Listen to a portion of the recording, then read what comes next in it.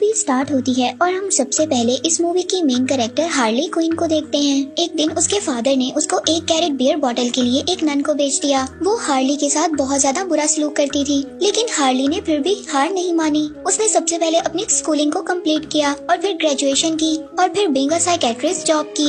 वहीं पर हार्ली एक जोकर नाम के आदमी से मिली। वो जोकर अब उसका बहुत ही अच्छा फ्रेंड बन गया था। हार्ली अब जोकर की हर बात को मानती थी। वो जोकर उसको एक केमिकल में कूदने को कहता है, जिसकी वजह से हार्ली के माइंड पर बहुत बुरा असर पड़ता है। और साथ ही हमें दिखाया जाता है ब्लैक मास्क, जो कि इस सिटी का सुपर विलन है और वो अपने आप को इस सिटी का टॉप माफिया बनाने के लिए बहुत ही बुरे लोगों से कांटेक्ट रखता है, ताकि वो इस सिटी में बहुत ज्यादा बुरे काम कर सके और लोगों को परेशान कर सके। और इसका एक शौक भी होता है मास्क को कलेक्ट करना। और यहाँ पर हम थर्ड मेन कैरेक्टर हेलिना को देखते हैं, जो कि एक बहुत ही रिच फैमिली से बिलोंग करती थी। उसकी फैमिली को कुछ लोगों ने पैसे के लिए मार दिया था, लेकिन वो उस वक्त बच गई थी और उसको उन्हीं लोगों में से एक आदमी अपने साथ ले जाता है। और वहीं पर उस आदमी के भाई और बहन उसको अच्छी सी ट्रेनिंग देते हैं, ताकि वो बुरे लोगों का मुकाबला कर सके। और इसके बाद मूवी स्टार्ट होती है और हम हार्ली क्विन को देखते हैं, जिसको जोकर ने छोड़ दिया था और अब वो बहुत ज्यादा परेशान थी। और अब उसने साथ ही एक पेट को रखने का भी फैसला किया था और इसीलिए अब वो एक शेल्टर में पहुंच जाती है, जहां पर वो एक डॉग को अपना पेट बना लेती है। और यहाँ पर हम देखते हैं कि हार्ली एक बहुत ही अच्छी स्केट फाइटर भी है। और वहाँ से हार्ली अब एक क्लब में जाती है। ये क्लब ब्लैक मास्क का था और उस क्लब में जाकर वो बहुत ज्यादा ड्रिंक करती है और उसकी ड्रिंक एक आदमी पर गिर जाती है, जो उस पर बहुत ज्यादा चिल्लाता है।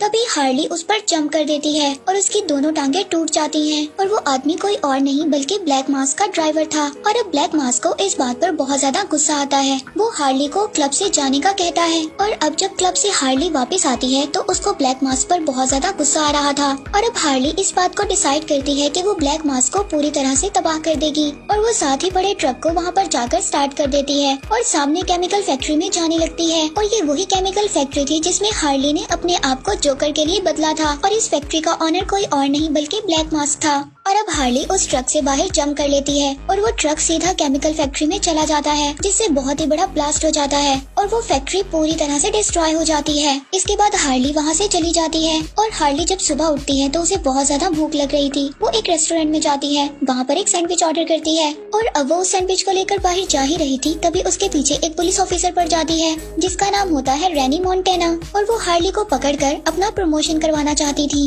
और अब रैनी ऑफिसर यहाँ पर अकेली नहीं थी जिसको हार्ली की तलाश थी, बल्कि यहाँ पर और भी बहुत ज्यादा लोग होते हैं जो कि हार्ली के पीछे पड़े थे, क्योंकि हार्ली ने जोकर के साथ मिलकर उन लोगों के साथ बहुत ज्यादा बुरा किया था। और अब जब सब लोगों को ये बात पता चल गई थी कि हार्ली के साथ जोकर नहीं है, तो वो सब लोग हार्ली के पीछे पड़ गए थे। इसीलिए अब वो एक एक करके हार्ली को परेशान करने की कोशिश करते हैं। और अब हार्ली हर तरफ से बुरी तरह से फंस गई थी, लेकिन तभी वहाँ पर एक मास्क वाली लड़की आ जाती है और वो अपनी क्रॉस बो से उस आदमी को मार देती है जो कि हार्ली को मारना चाहता था। और दूसरी तरफ हम ब्लैक मास्क को देखते हैं, जिसने एक फैमिली को पकड़ा हुआ था। ब्लैक मास्क एक हीरे के बारे में उनसे इंफॉर्मेशन कलेक्ट करना चाहता था और अब ब्लैक मास्क अपने खास आदमियों को उस फैमिली को मारने के लिए कहता है। और अब जब ब्लैक मास्क का आदमी उस बच्ची के पास जाता है तो वो बच्ची उनको सब कुछ बता देती है।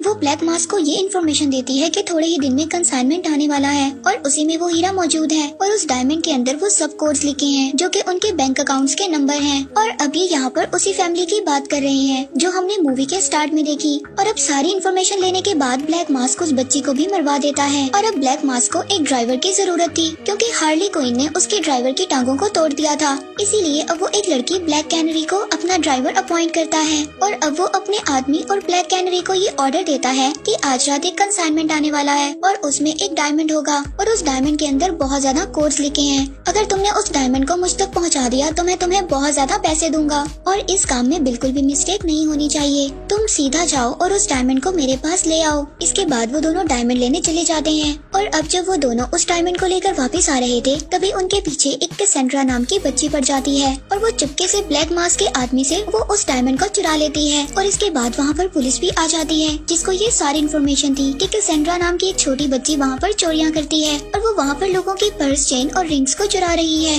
इसीलिए अब पुलिस वहाँ पर पहुंचकर कैसेंड्रा को पकड़ लेती है और उसे अपने साथ ले जाती है। इसके बाद सीन शिफ्ट होता है और हमें दिखाया जाता है कि हार्ली क्विन को ब्लैक मास्क के लोगों ने पकड़ लिया है और यहीं पर ब्लैक मास्क हार्ली क्विन को मारने की धमकी देता है और कहता है कि जोकर के साथ अब तुम्हारा कोई भी कांटेक्ट नहीं है। ये बात पूरी सिटी को पता चल चुकी है और तुमने मेरा काफी ज्यादा नुकसान किया है। और तभी हार्ली ब्लैक मास्क मास्क को कहती है कि तुम एक डायमंड को चुराना चाहते थे जो कि एक छोटी बच्ची ने चुरा लिया है। और ब्लैक मास्क हार्ली को कहता है कि अगर उस डायमंड को तुमने मुझ तक ला कर दिया तो मैं तुम्हें छोड़ दूंगा और मेरे लोग कभी तुम्हें फ्यूचर में तंग नहीं करेंगे। और ब्लैक मास्क उसको कहता है कि अगर तुम अपने काम में सक्सेसफुल ना हुई तो मेरे आदमी तुम्हें मार देंगे। और इसके बाद सीन शिफ्ट होता है। नेक्स्ट सीन में हम हार्ली को सेल में देखते हैं जहाँ पर कैसेंड्रा को रखा गया था और वहाँ पर वो अपनी शॉटगन के साथ सबको मारने लगती है। और यहाँ पर हार्ली के गन में काफी ज्यादा अंडे और कलर्स थे और अब जो भी हार्ली को मारने आता था वो उसे अपनी गन से वहाँ पर डरा देती थी। और अब हार्ली सभी पुलिस ऑफिसर्स का सामना करने के बाद कैसेंड्रा के सेल तक पहुँच जाती है और वहाँ पर पहुँचकर उसको पता चलता है कि ये सब लॉग हैं।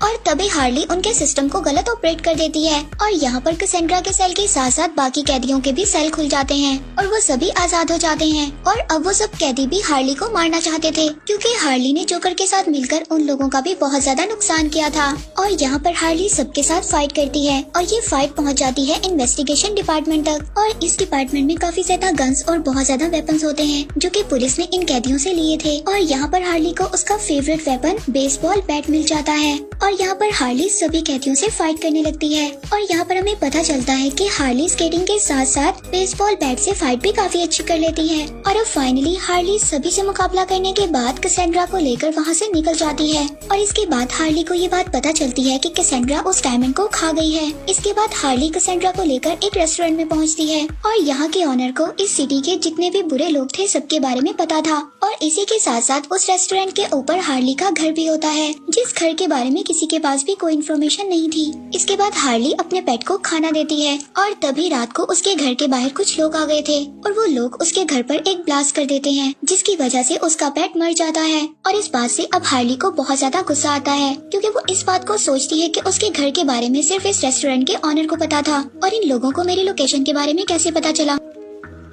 अब हार्ली नीचे आकर उस रेस्टोरेंट के ऑनर से पूछती है कि आपने उन लोगों को मेरी लोकेशन के बारे में क्यों बताया। तभी रेस्टोरेंट का ऑनर कहता है कि ये एक बिजनेस है, मुझे उन लोगों ने बहुत ज्यादा पैसे दिए थे और मैं इससे अच्छा रेस्टोरेंट ओपन करने जा रहा हूँ। इस वजह से मैंने तुम्हारी लोकेशन के बारे में उन लोगों को बता दिया, इसीलिए मुझे ऐसा करना पड़ा। अब ये ऑनर वहाँ से कहकर चला जाता है और अब हार्ली यहाँ पर ये डिसाइड करती है कि वो कैसेंड्रा को ब्लैक मास्क को दे देगी जिससे वो सभी बुरे लोग उसका पीछा करने से हट जाएंगे। इसके बाद हार्ली ब्लैक मास्क को कॉल करती है और अपनी बताई हुई लोकेशन पर आने के लिए कहती है जहाँ पर वो उसको बताती है कि मैं तुम्हें कैसेंड्रा को दे दूंगी। इसके बाद हम दोनों की डील फाइनल हो जाएगी। वो जगह कोई और नहीं बल्कि जोकर की फेवरेट जगह थी जिस जगह पर जोकर अपने सभी बुरे काम किया करता था। और उसी के साथ दूसरी तरफ हमें दिखाया जाता है रेनी मोंटेया ऑफिसर को जो अपने पुलिस डिपार्टमेंट में काम कर रही होती है। वहीं पर उसका हेड उसको धोखा देता है क्योंकि रेनी के हेड ने अपनी दूसरी असिस्टेंट को प्रमोशन दे दिया था जबकि वो प्रमोशन रेनी को मिलना चाहिए था क्योंकि रेनी ने बहुत अच्छा काम किया था और काफी ज्यादा बुरे लोगों को पकड़कर जेल में बंद भी करवाया था।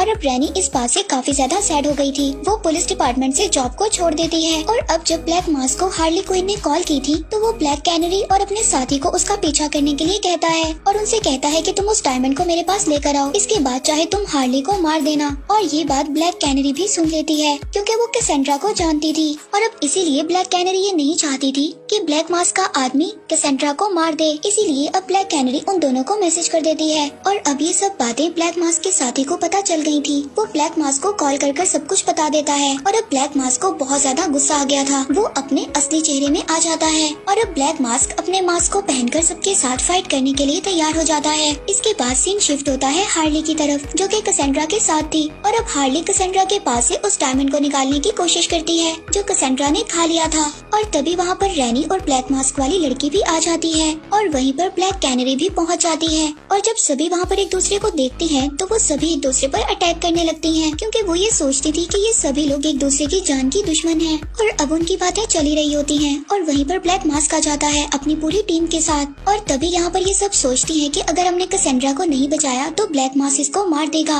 और ब्लैक मास्क इतना अच्छा नहीं है कि वो कैसेंड्रा को मारने के बाद हम सबको छोड़ देगा और इसीलिए अब हम सबको मिलकर ब्लैक मास्क का मुकाबला करना चाहिए। और इसके बाद यहाँ पर पूरी की पूरी टीम यूनाइट हो जाती है और यहाँ पर इस टीम का नाम होता है बर्ड्स ऑफ ऑफ प्रे। और तभी हार्ली को याद आता है कि उनके पास बहुत ज्यादा वेपन्स हैं। लेकिन जब वो कबर्ड ओपन करती है तो वहाँ पर कुछ भी नहीं होता, जिससे उसे ये बात पता चलती है कि जोकर ने यहाँ से सभी वेपन्स ले लिए हैं। लेकिन उसी वक्त रैनी को वहाँ पर एक बॉक्स मिलता है जिसमें कुछ वेपन्स होते हैं। उस बॉक्स में बुलेट प्रूफ जैकेट्स और बेसबॉल बैट्स होते हैं और वो सब लोग उसका यूज कर। और finally birds of prey team तैयार होती है ब्लैक मास्क के लोगों का मुकाबला करने के लिए। और अब ब्लैक मास्क के लोग अंदर आ जाते हैं और वो कैसेंड्रा को ढूंढने लगते हैं, क्योंकि कैसेंड्रा के पास वो डायमंड था जिसमें सभी इंफॉर्मेशन थी उस रिच फैमिली के बारे में। और बर्ड्स ऑफ प्रे की टीम यहाँ पर सभी लोगों से बहुत अच्छी फाइट करती है और फाइनली ये सब लोगों का मुकाबला कर यहाँ से निकल रही होती हैं। तभी इनके सामने ब्लैक मास्क आ जाता है, क्योंकि ब्लैक मास्क और उसके लोगों के पास बहुत ज्यादा गन्स थी, जबकि बर्ड्स ऑफ प्रे टीम के पास कुछ भी नहीं था। और अब ये सब लोग सोचती हैं कि हम लोगों के पास गन्स नहीं है, इसीलिए हम ब्लैक मास्क का मुकाबला नहीं कर सकती।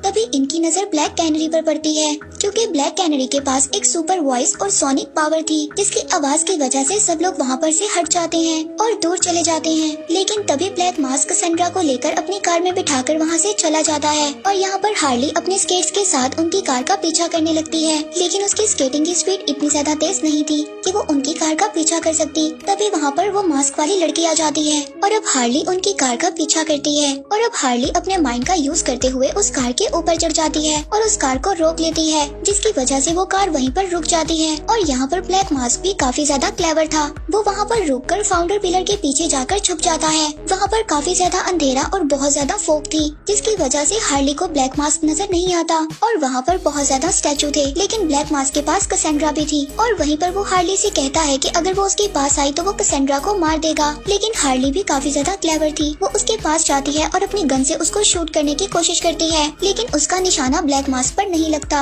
और उसकी गन में अब सिर्फ एक ही बुलेट थी। और हार्ली यहाँ पर ब्लैक मास्क को कहती है कि मुझे तुम माफ कर दो, लेकिन प्लीज कैसेंड्रा को छोड़ दो। तभी यहाँ पर कैसेंड्रा भी बोलती है कि तुम लोग मुझे भी माफ कर दो, क्योंकि मैंने तुम्हारी एक रिंग को चुराया है। लेकिन वो रिंग नहीं होती, वो एक बॉम्ब की पिन थी जो कैसेंड्रा ने अभी अभी ब्लैक मास्क की जैकेट में लगे बॉम्ब में से निकाली थी। और तभी हार्ली कैसेंड्रा को खींचकर अपने पास कर लेती है और साथ ही ब्लैक मास्क को उस ब्रिज पर से धक्का दे देती है और ब्लैक मास्क बॉम्ब से हवा में ही फट जाता है और पानी में गिर जाता है। और फाइनली ये फाइट यहीं पर खत्म हो जाती है। इसके बाद पूरी team birds of prey unite होती है और यहाँ पर हम इन सबको एक रेस्टोरेंट में बैठे हुए देखते हैं। और तभी कैसेंड्रा सबको कहती है कि मुझे वॉशरूम जाना है और मुझे हार्ली की भी जरूरत है। और बाकी सब लोग अपना ब्रेकफास्ट एंजॉय कर रहे होते हैं। लेकिन तभी हमें पता चलता है हार्ली और कैसेंड्रा डायमंड को लेकर वहाँ से भाग गई हैं। और इस मूवी के एंड में हार्ली हम सबको बताती है कि अब ब्लैक कैनरी, रैनी और ब्लैक मास्क वाली लड़की तीनों मिल चुकी हैं। और हम लोगों ने जो डायमंड से इन्फॉर्मेशन निकाली थी और हमने उस फैमिली की असली वारिस हेलिना को वो सब दे दिया है। और इनके पास इतनी ज्यादा फंडिंग हो चुकी थी कि उन्होंने बर्ड्स ऑफ प्रे टीम को आगे कंटिन्यू करने का सोच लिया है। और दूसरी तरफ वो तीनों भी बहुत ज्यादा यूनाइट हो गई थी अब बुरे लोगों का मुकाबला करने के लिए। और अब जब जिस डायमंड में से हार्ली क्विन ने सारी इन्फॉर्मेशन निकाल ली थी, वो उस डायमंड को एक ज्वेलर के पास बेच देती है, जिससे उसको बहुत ज्यादा पैसे मिलते हैं।